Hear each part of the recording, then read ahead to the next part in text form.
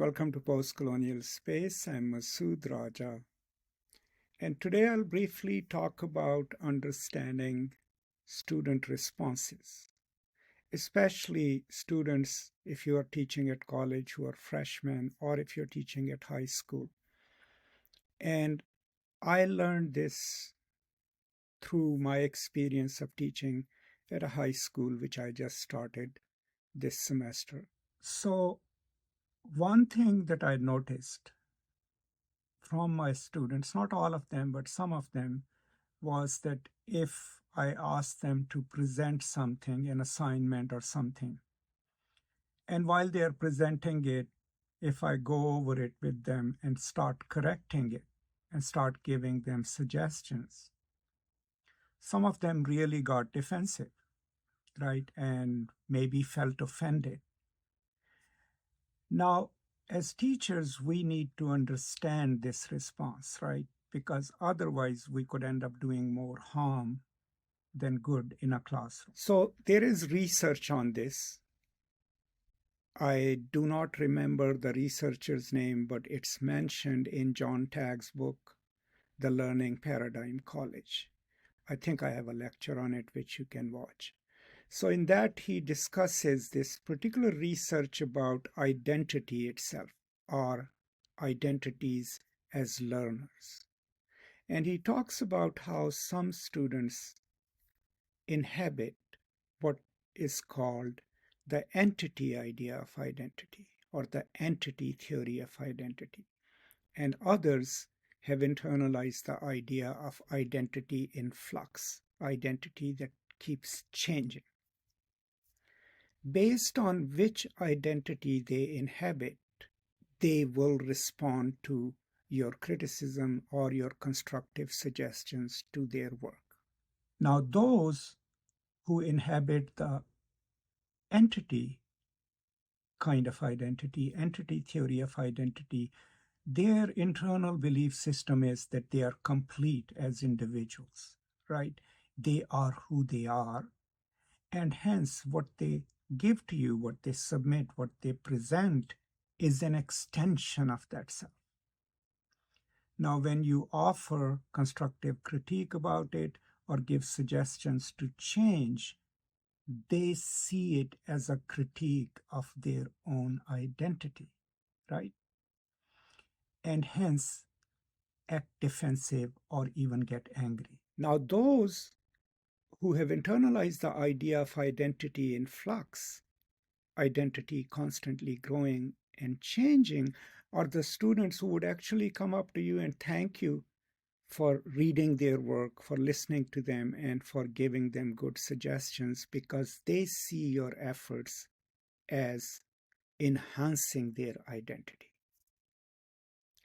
Now, understanding this is crucial for pedagogy, because if we don't understand these distinctions, roughly speaking, I mean, this is no science, then we won't understand why our students are responding the way they are, and we won't be able to tailor our pedagogy or teaching to their particular identity needs. So what is it that I then tried to do when I saw or noticed that some of the students were getting defensive? Some of them actually blamed me for misguiding them. That's okay. The point was not to get angry at them, right? But to point out to them, hey, this is work in progress. You put this slide up not as a finished product, but as something that we all are going to workshop. My job, or what I'm trying to do, is to make it better. Now, that takes us to another important question, which needs to be addressed in our classrooms, both in high school and in college. And that is the question of writing itself. A lot of students believe that what they have written is all that there is to it, unless we teach them that writing is a process, and it takes several drafts for us to improve it and bring it to a level where it is acceptable, right? If they haven't been taught writing as a process, then they're already just writing down a thesis statement or a couple of paragraphs and offering that as their final work. And if they're offering that as their final work, any suggestions to improve it would come across as a criticism of their effort, right? So we have to also inculcate in them this habit of thinking and knowing that writing itself is a process. And you start here and then you revise and improve and revise and improve.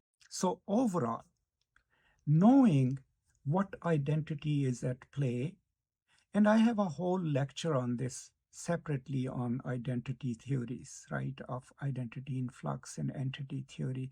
But here, now that I've experienced it in a teaching situation and am trying to cope with it and learn how best to give my suggestions to my students without,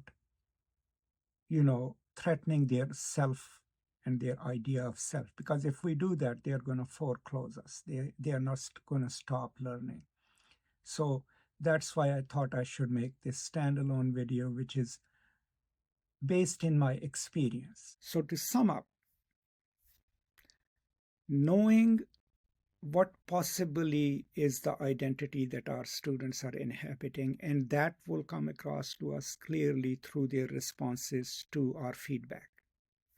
And then, if we know that they believe in identity in flux, right, they thrive in getting good feedback and good suggestions, so we increase that and we let them improve. If they are students who feel threatened, who feel angry when you give them feedback, then we have to temper our feedback in a way that it comes across as something that they themselves would have thought about it, but also highlighting that you're not necessarily criticizing a final work, but helping them, co-working with them in revising and making it better.